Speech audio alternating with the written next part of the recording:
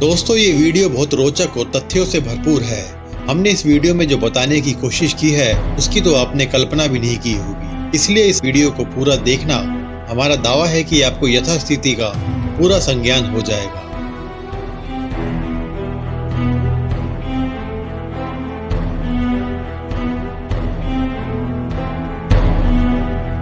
तीन 321 साल पहले यानी 2 जुलाई 1698 को इंसान ने पहला स्टीम इंजन बना लिया और धरती की बर्बादी की तारीख मुकर्रर कर डाली।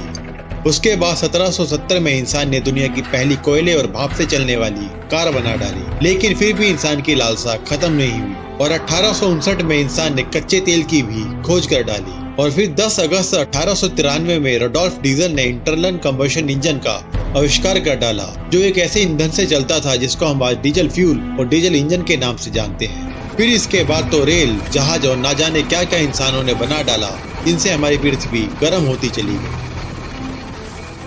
लेकिन ऐसा नहीं है कि सिर्फ धुएं छोड़ने वाली कार ही बनी थी। 1801 में स्विस के फ्रांकाइस ने हाइड्रोजन और ऑक्सीजन से चलने वाली कार बना डाली और 1832 में स्कॉटलैंड के रॉबर्ट एंडरसन ने दुनिया की पहली बुनियादी इलेक्ट्रिक कार बना डाली। लेकिन यहाँ पर पेट्रोल और डीजल के इंजन बाजी मार गए और आज हम लगभग 190 साल बाद फिर उसी मकाम पे आ गए हैं जहाँ से हमने कभी शुरुआत की थी, यानी इलेक्ट्रिक कार का उपयोग। लेकिन आखिर क्यों अचानक से पूरी दुनिया में पेट्रोल और डीजल के वाहनों को पूरी तरह से बंद किया जा रहा है? क्या इसके पीछे की वजह ग्लोबल वार्मिंग है? तो बता दें कि मुख्य वजहों में से यह तो बिल्कुल भी नहीं है, क्योंकि ग्लोबल वार्मिंग के खतरे का अंदाजा तो आज से 40 साल पहले यानी 12 फरवरी 1989 को लगा लिया गया था, जब दुनिया की पहली क्लाइमेट कॉन्फ्रेंस जिनेवा में बैठी थी, जिसमें यह पता लगा लिया गया था कि मानव निर्मित CO2 की वजह से पूरी पृथ्वी किस हद तक बर्बाद होने जा रही है। लेकिन फिर भी 40 साल तक ग्लोबल वार्मिंग को रोकने के लिए कोई भी बड़े कदम नहीं उठाए गए और आज हम 320 साल बाद अपनी पृथ्वी का तापमान 1.5 डिग्री बढ़ा चुके हैं।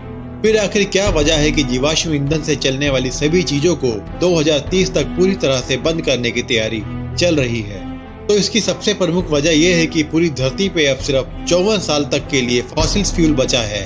यानी जिस हिसाब से हम लोग आज फॉसिल फ्यूल की खपत कर रहे हैं, उस हिसाब से मात्र 54 सालों में धरती से लगभग सारे ईंधन खत्म हो जाएगा। और इसकी झलक आज हम लोग पेट्रोल और डीजल की रोज बढ़ती कीमतों से लगा सकते हैं। लेकिन इसकी दूसरी प्रमुख वजह है यूनाइटेड नेशन का सभी देशों पर CO2 को कम करने की कड़ी चेतावनी। दरअसल यूनाइटेड नेशन ने सभी देशों को सख्त निर्देश दिए हैं कि वह अपने देशों में CO2 का स्तर को 2050 तक किसी भी हालात में कम करे, जिसके लिए 2030 तक की डेडलाइन दी गई है। यानी CO2 के स्तर को इतना कम करना है कि 2050 तक हमारी धरती का टेम्परेचर, जो आज 1.5 डिग्री बढ़ा हुआ है, वह 2 डिग्री से कम रहे। और अगर हम इंसान ऐसा करने में असफल रहे तो हमें ग्लोबल वार्मिंग के भयंकर नतीजे भुगतने ही होंगे। यही वजह है कि भारत में 2030 के बाद सिर्फ इलेक्ट्रिक वाहन ही बेचे जाएंगे।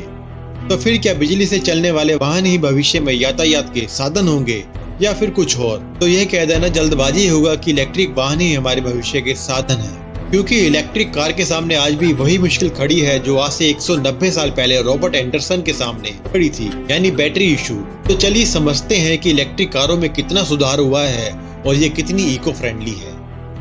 आज पूरी दुनिया में 60% बिजली फॉसिल फ्यूल से बनाई जाती है। अकेले भारत में ही 70% की बिजली फॉसिल फ्यूल से बनाई जा रही है। इसका मतलब ये हुआ कि एक इलेक्ट्रिक कार लगभग उतनी ही मात्रा में CO2 उत्पन्न करेगी जितना कोई पेट्रोल या डीजल कार उत्पन्न करती है। इस हिसाब से इलेक्ट्रिक व्हीकल्स तब तक इको फ्रेंडली नहीं हो सकते जब तक कि इनको मिलने वाली बिजली या तो न्यूक्लियर प्लांट से आ रही हो या फिर रिन्यूएबल एनर्जी से आ रही हो। जहां इलेक्ट्रिक कार के पर्यावरण संबंधी नुकसान तो है ही, वहीं ये कार अन्य लिहाज से भविष्य की कार नहीं बन सकती। जैसे कि नंबर 1, आज नहीं तो कल धरती से लिथियम का भंडार खत्म हो जाएगा, जिनसे कि इन वाहनों की बैटरी बनाई जाती है। नंबर 2, इलेक्ट्रिक कार कंपनी चाहे कितना भी दावा कर ले, लेकिन इन कारों में पेट्रोल या डीजल जैसी ताकत नहीं होती। जब लोड पड़ता है तो इनकी ताकत और स्पीड पे असर साफ तौर से देखा जा सकता है।